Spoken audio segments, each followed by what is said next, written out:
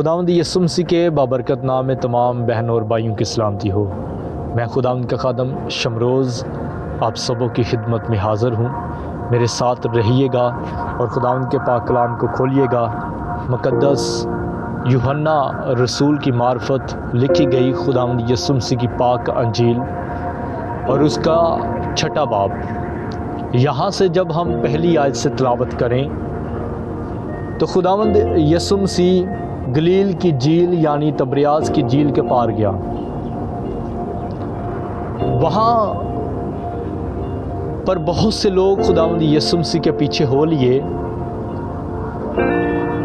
और खुदावंद यीशु मसीह ने वहाँ पर भूखों को खाना खिलाया और भूखों को खाना खिलाने के बाद खुदावंद यीशु मसीह के शागिर्द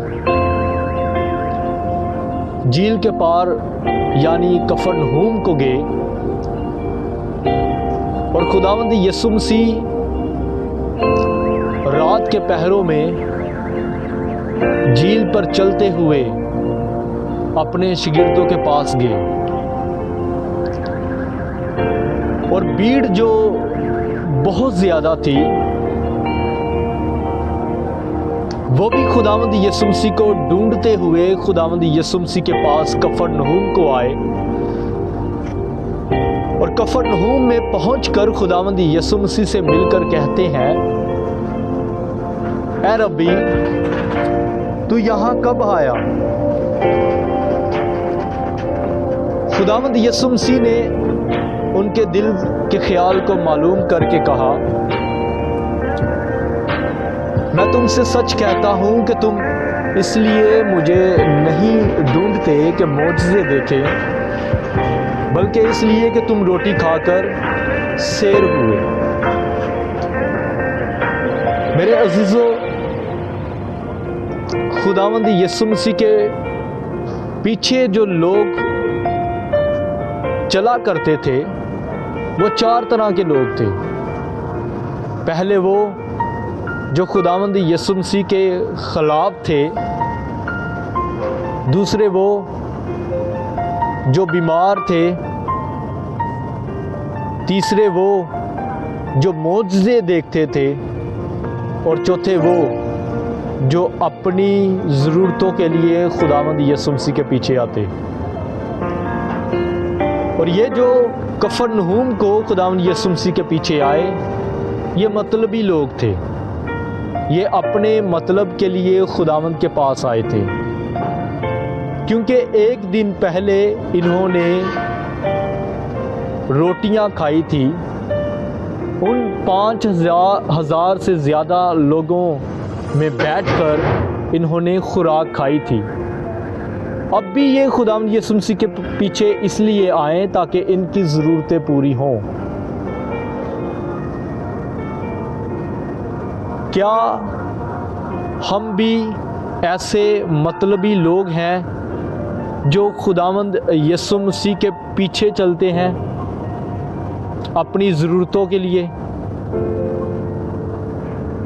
अपने कामों को पूरा करवाने के लिए?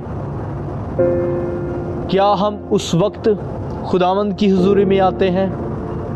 क्या हम उस वक्त दुआ करते हैं जब हम बीमार होते हैं, जब हमारा बाप बीमार होता है, जब हमारी माँ बीमार होती है, जब हमारी बहन बीमार होती है, जब हमारा भाई बीमार होता है, जब हमारे बच्चे बीमार होते हैं, जब मेरा शौहर बीमार होता है, जब मेरी बीवी बीमार होती है, जब मुझे नौकरी की ज़रूरत होती है, जब मुझे खुराक की ज़रूरत होती है, जब मुझे अच्छी चीज़ों की ज़रूरत होती है, जब मुझे घर की ज़रूरत होती है, जब मुझे गाड़ी की ज़रूरत होती है, क्या उस वक्त हम खुदावंद की हुजूरी में आते हैं? अगर हमारा मतलब पूरा ना हो तो क्या हमारा रवैया तब्दील तो नहीं हो जाता? हम अपने मतलब के लिए पहले टाइम स्पेंड करते हैं, वक्त देते हैं। मीठी मीठी बातें करते हैं, और जैसे ही हमारे मतलब के मुवाफिक ना हो तो हम बात करना छोड़ देते हैं, हम टाइम स्पेंड करना छोड़ देते हैं, हम दुआ करना छोड़ देते हैं। हम ये सोचते हैं कि मेरा काम तो हुआ नहीं तो मैं फिर दुआ क्यों करूं। क्या हम ऐसे मतलबी लोग हैं, सिर्फ अपनी ज़रूरतों को पूरा करने के लिए दुआ करते हैं, खुदावंद की हुजूरी में आते हैं। मेरे अजीज़ों, हबक्कूक की किताब और उसका 3 बाब और 17वीं आयत से जब तिलावत करें तो यहाँ पर यूं लिखा है, अगर चाहे अंजीर का दरख्त ना फूले और ताक में फल ना लगे और जैतून का हासिल ज़ाया हो जाए और खेतों में कुछ पैदावार ना हो और पेड़ खाने से बेड़े जाती रहें और तवेलों में मवेशी ना हो, तो भी मैं खुदावंद से खुश रहूँगा और अपने निजात बख्श खुदा से खुश वक्त होऊंगा। क्या हम ऐसे हैं कि अगर हमारे खेतों में पैदावार ना हो,